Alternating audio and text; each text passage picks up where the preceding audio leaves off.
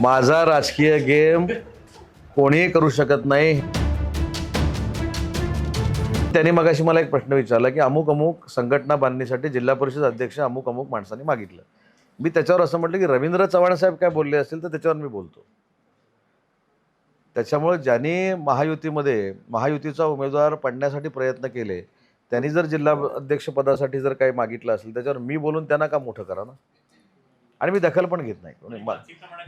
मला इत्तंभूत माहिती आहे कुठं माझ्या विरोधामध्ये मिटिंग झाल्या, कुठच्या धारेवर मिटिंग झाल्या, कोण कोण तिथे माणसं जमलेली होती, कुठं काय झालं. आता ते जागा अजून सांगणं योग्य नाही, पण कुठच्या जागेवर काय चर्चा झाली, कुठच्या जागेवर कुठच्या फोनवरनं कोणाला बोलवलं गेलं सगळं मला माहिती आहे. पण माझा जनतेवर विश्वास होता, मतदारांवर विश्वास होता आणि काही लोक माझ्याच तालमीत शिकून तिकडे गेलेले असल्यामुळं मला त्यांचा आवाका पण माहिती होता ते काय करू शकतात. म्हणजे तुमच्या लक्षात आलं असेल. माझा राजकीय गेम कोणीही करू शकत नाही हे रत्नागिरी संगमेश्वर मतदारसंघातल्या लोकांनी दाखवून दिलंय.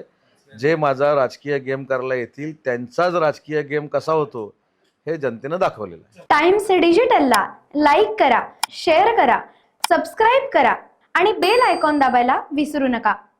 Times digital.